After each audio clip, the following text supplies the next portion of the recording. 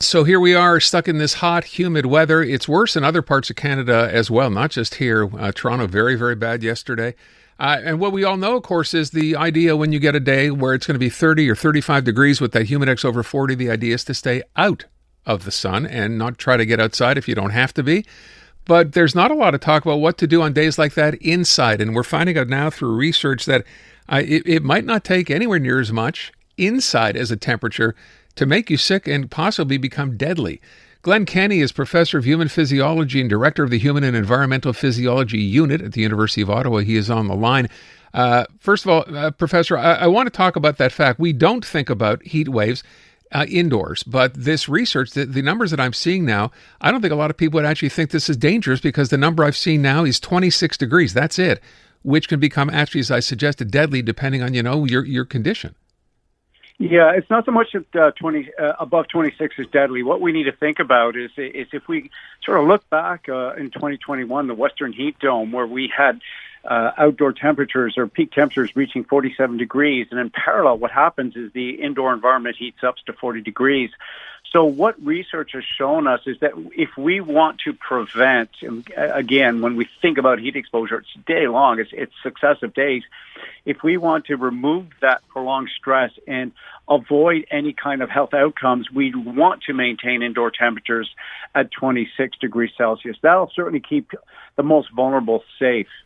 It's interesting to note, if I read this right, we don't think about, when we're outside and the temperature is that high, we simply say, well, try to go inside. But then, of course, inside, if you're spending most of your time there and it's hot enough inside, you're not there for an hour or two. You're there for the whole day. You're sleeping there, which only would make matters worse if it stays that hot. Exactly. And when we've done this work, when we look at what happens when we are exposed to those indoor overheated environments, and remember, like yesterday and today, when we get these hot days and you don't have air conditioning, your home will heat up very rapidly. Like a car, remember, when you leave your animals in the car, that car heats up very fast. A home heats up equally as fast. And so when we are exposed to those day-long temperatures, there is really no reprieve when you're locked into that space, especially the most vulnerable who may be isolated. So what ends up happening is that strains the body. Imagine that if you're performing exercise, you can do 30, 45 minutes. The good thing is you're generating a lot of heat, but you can stop. The difference is those that don't have air conditioning are going to be exposed to those conditions day long. And even at night, there may not be a big reprieve affecting sleep.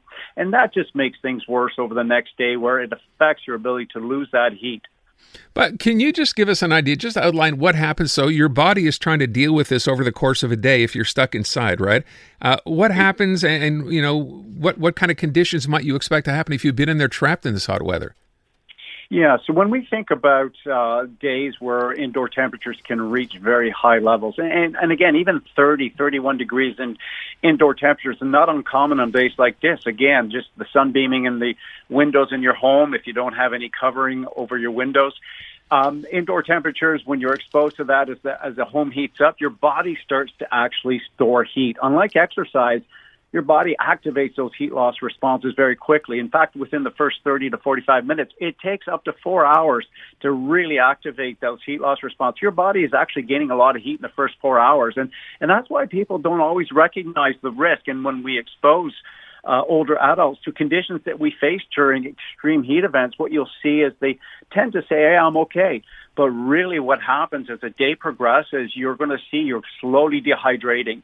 And that stress becomes sustained to the point that essentially by the late afternoon, people lose the ability to regulate blood pressure. So imagine you're just sitting on that chair, you're lying down, and you get up.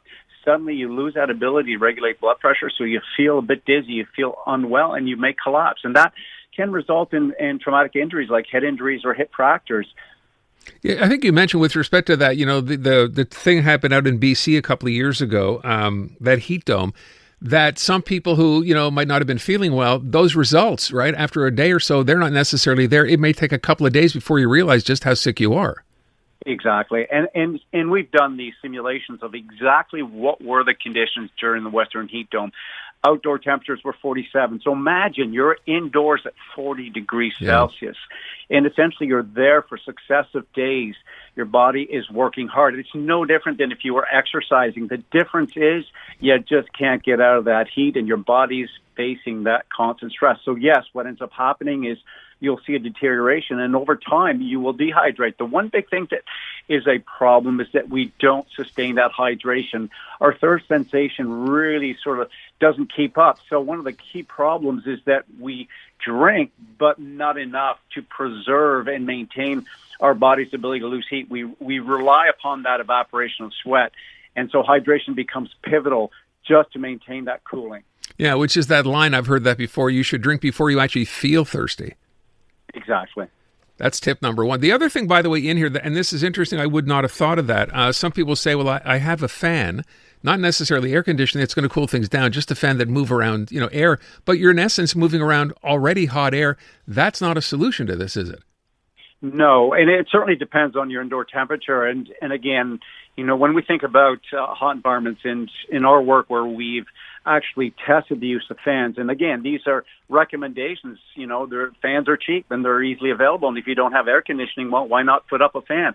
Well, you got to imagine you've got to sit in front of that fan to even get the benefit of that. But even sitting in front of that fan day long, what you don't see is an actual reduction in that core temperature. So you're still facing that high degree of strain with or without that fan. The only difference is it makes you feel better, but that we need to caution people, because feeling better does not mean you're protected. And people who feel better, what happens? They tend to move around a bit more, generate more heat, putting themselves at greater risk. So if you're going to use a fan, typically the best time to use it is when indoor temperatures are below 33 degrees Celsius, and you're certainly going to get more benefits. Above that, you tend to push more heat on the body. Exactly. Well, what is the province of Ontario doing here? Did I read this right? They want to just make sure that, above 20, that you can actually have a new unit with the temperatures above 26 degrees?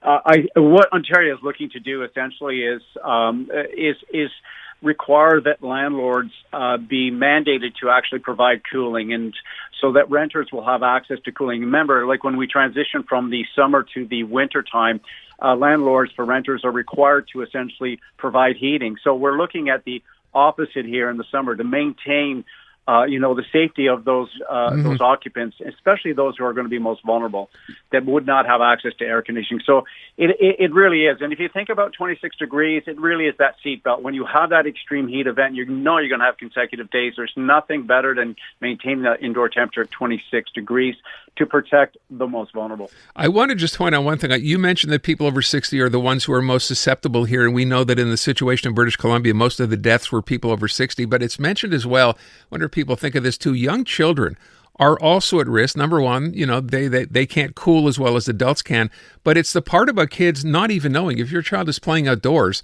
they're kids. They will continue to play, not realize, of course, until it's too late, and their bodies tell them to stop. You want to keep an eye on that as well. Absolutely, and that's a great point, because one of the most important things is children are reliant upon adults or their caregivers to really make that informed decision, and this becomes difficult because when do you know your child or the children are at risk? And as our own work shows, when we're out in free play outdoors, even on a warm summer day that's not overly hot, children will continue playing until a point where their core temperatures become or increase to dangerous levels. So it's important to observe them. All right, we will leave it at that. Professor, very much appreciate your time today. Thanks so much. You're welcome. Thank you. That is Glen Kenny, professor over at the University of Ottawa. Yeah, be very, very vigilant. And as I said, it says most people over 60. The number's quite staggering, actually, when it gets too hot indoors, not outdoors. So please be very, very aware of that. Hey, I'm Ruby Carr, the host of the podcast Encore. Check out our brand new episodes featuring music from the show that everyone is reheating as we speak, Heated Rivalry. Join me as I go behind the songs that brought Shane and Elia together. I'll tell you the stories of Feist, My Moon, My Man, Wolf Parade's I'll Believe in Anything, and Tattoo's All the Things She Said, and how they all became a part of this global phenomenon. Stream Encore on iHeartRadio, Crave, or wherever you get your podcasts.